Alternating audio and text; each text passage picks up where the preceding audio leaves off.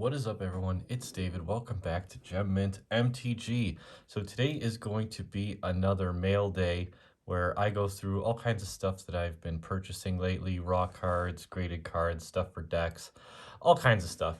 And while I do that, I'm going to talk about the state of the market and just kind of Magic the Gathering overall. Without any further ado, let's just get right into these cards.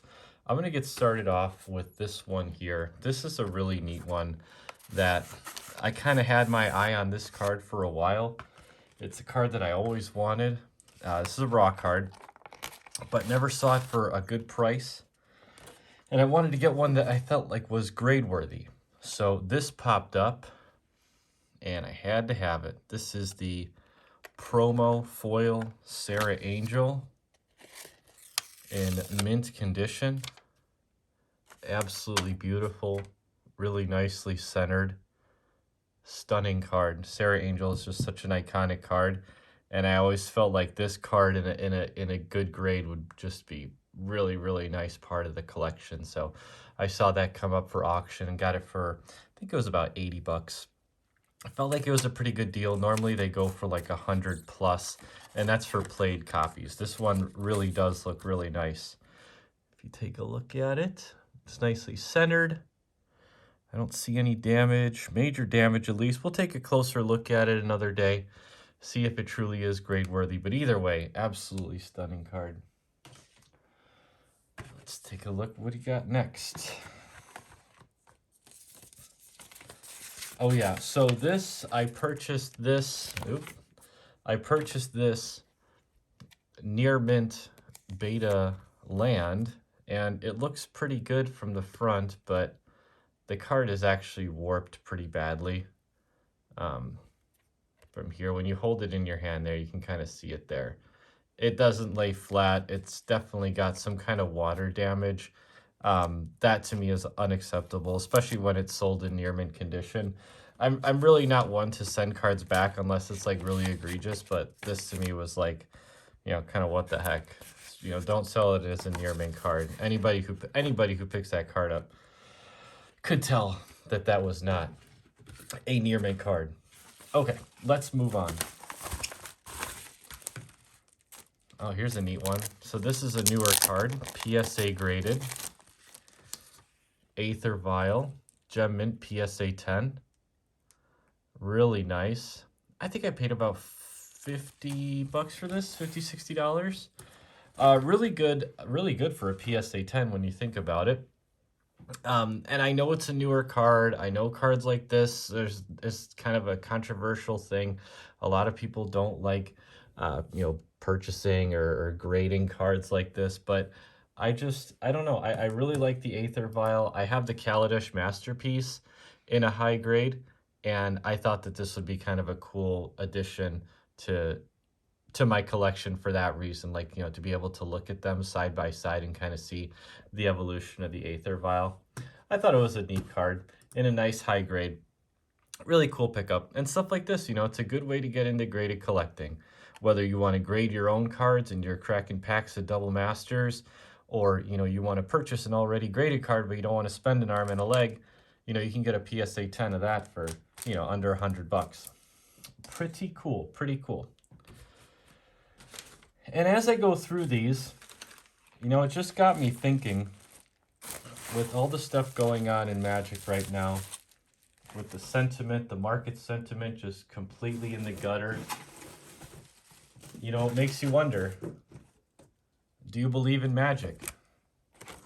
Do you still believe? I didn't get that. Could you try again?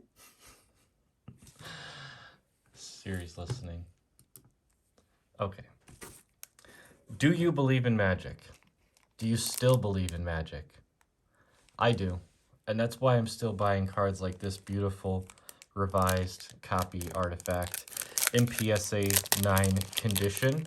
I have several copy artifacts in graded condition. This is going to be probably the fourth or fifth one. Got another one actually. And, you know, when I look at cards like this, I remember not that long ago, maybe less than a year ago, where people were talking about this card hitting $1,000 one day. And now look at how the market's turned in less than a year. I got this card for 70 bucks, graded to me. It's like I purchased this card, PSA 9 copy artifact, for $70. And that was a buy it now. That wasn't even an auction. I remember the listing. I looked at it and I said, wow, okay, copy artifact. I'm going to have to keep my eye on this one, see where this auction ends. Thinking it started at 70. And then I saw it was a buy it now. I'm like, wait, what? This can't be right. I mean, this card raw was going for well over $70 not that long ago. And it's just, people have just completely lost faith in Magic the Gathering collecting.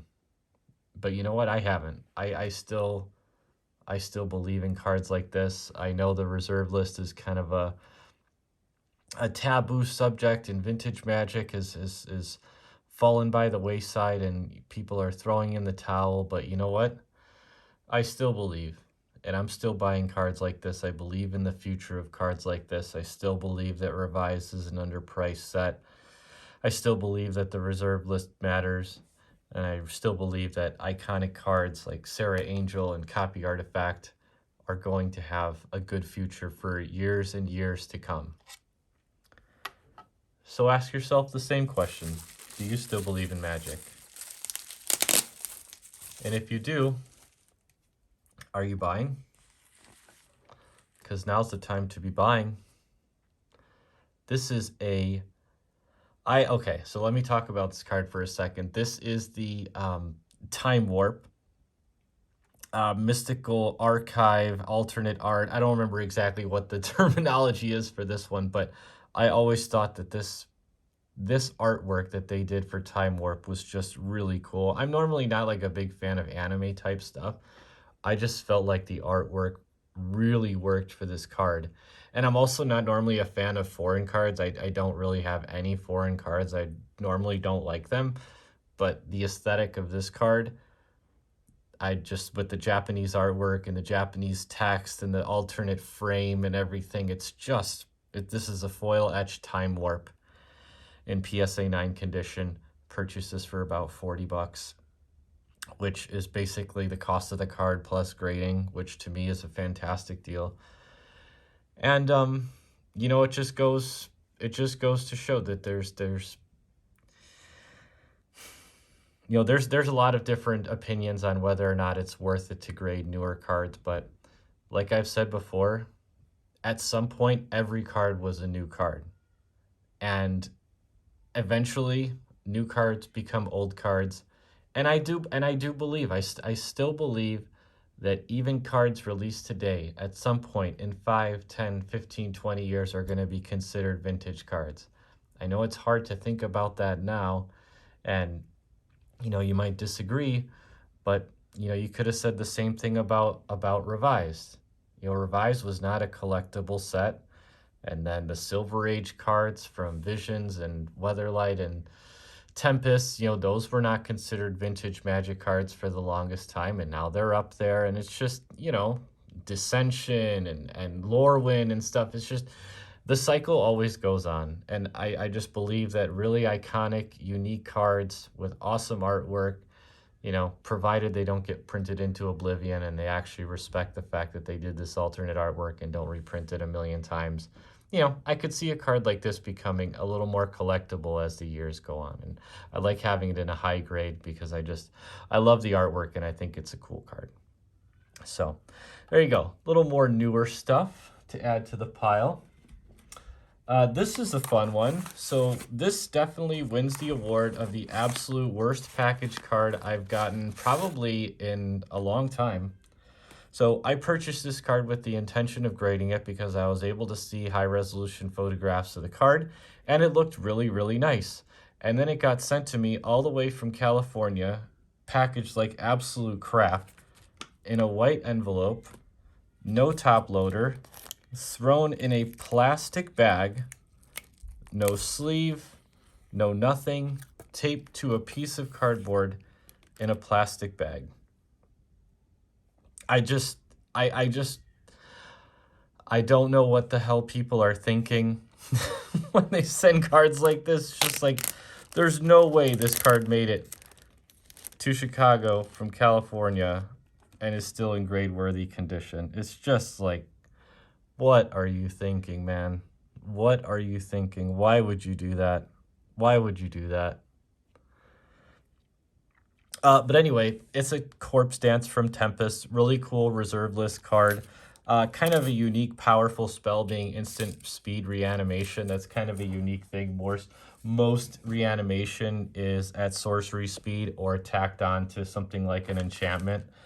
But this is a very unique card that allows you to do reanimation at instant speed and with buyback. So it's just a really cool card, really awesome artwork by Brian Snoddy. So it's a raw card. It looks really nice. It was packaged absolutely horribly, and hopefully it wasn't damaged in transit. I'll take a closer look at it later. But for this video, we have to move on. Let's take a look at what have we got here. Okay, and like I mentioned, I'm still buying vintage reserve lists. Here's a collector's edition Illusionary Mask, one of the most unique cards ever made. It's very, very confusing, but I can actually explain this card pretty well. So basically, I just want to explain this card because it's such a weird card, and if you read the text, it's going to be confusing. But basically, when you have the mask out, you can tap any amount of mana as long as it's at least enough mana to cast a creature spell from your hand, and you cast that creature from your hand and you put it face down, kind of like a morph.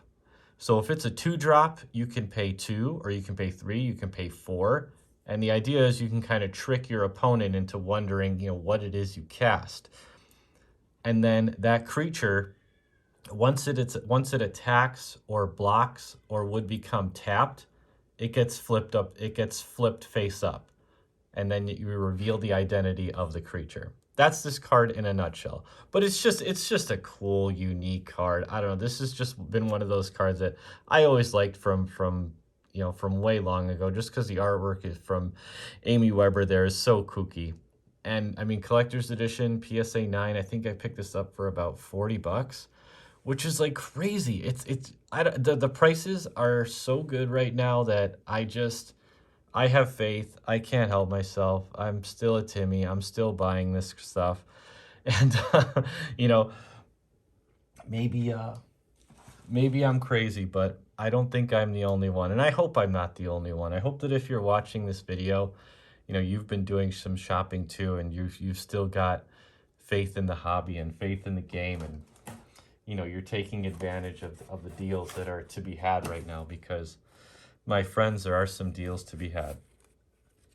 Like this vintage reserve list graded card, yet another 9 quad Gauntlets of Chaos, Dan Frazier artwork from Legends, absolutely beautiful. Once again, I think I picked this up for like $30-40, which is like not even the cost of the card plus grading. People are just giving up. People are giving up all over the place on stuff like this. But I'm still buying. I love cards like this. Unique cards with cool artwork and cool abilities. Reserve list. High grade. That's my jam, and I'm sticking to it. It's been a good month. As you can see, been picking up all kinds of stuff. This is, this is the time to be shopping. If you're truly in this for the long run, and you truly believe in this game, now is the time to be buying stuff, because you're probably not going to be able to buy a PSA 9 Envelope Bogarden for $40 in the future if you believe in this game. I still believe in cards like this. Unique ability allows you to draw 2, discard every turn.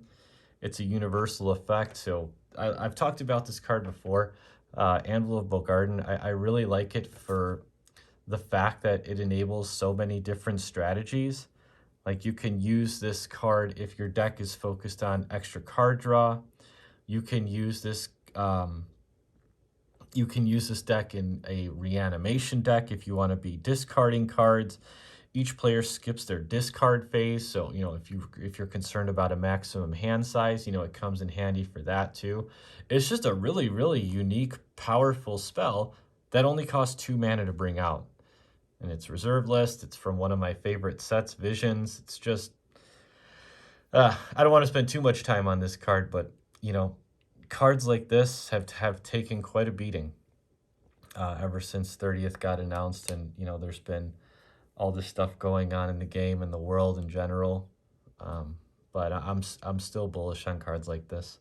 I'm still buying. This is actually my second Envelope Bogarden in 9 condition. I also have a, I think it's a Beckett one, a Beckett 9. Love the Envelope Bogarden. Really unique spell. Artifact.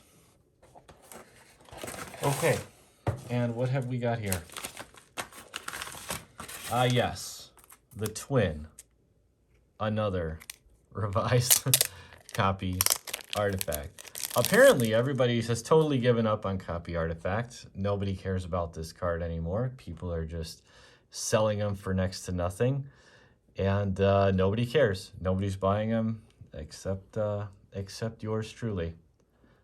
And I zero regrets. If it was 2021 or the beginning of 2022, and you would have told somebody, hey, I'll sell you this copy artifact for $70, they would have snapped it up in a heartbeat. Now, these things come on and nobody buys them. I can't even believe it. I think this one I actually got for $67, $68, actually less than this one. This one was an auction, if I remember right. And yeah, it's just crazy. It's just crazy how the times have changed. But you know what? I still have faith. I'm still buying. I absolutely love this game. I love collecting. I'm still here. And I hope you are too. I hope that no matter where you are in the world of Magic, life, you still have faith in the things that you love, such as this game. And even though it's a crazy time in the world with the economy, with wars and uncertainty and all kinds of stuff, everything that's going on in this world right now, take a step back, think about the long term. Long term, is a card like, this promotional Sarah Angel, is this going to be worth less in 5-10 years? Are copy artifacts from Revised, are these going to be worth less in 5 to 10 years after all this stuff is washed away? Gauntlets of Chaos. These cards are not getting any younger. These cards are old. These cards are from 93, 94. And even newer cards. Do you believe that there's a future for unique spells, unique cards with cool artwork? I do. I'm still here. I hope you are too. Thanks for watching today's mail day. If you're not already a subscriber here, I'd appreciate your subscription to this channel. Been kind of slow on YouTube lately for obvious reasons, but I'm still here. I'll still be here. I'm still buying. And I thank you very much for watching, as always. So until next time, stay positive. I'll see you next time. Have a great one.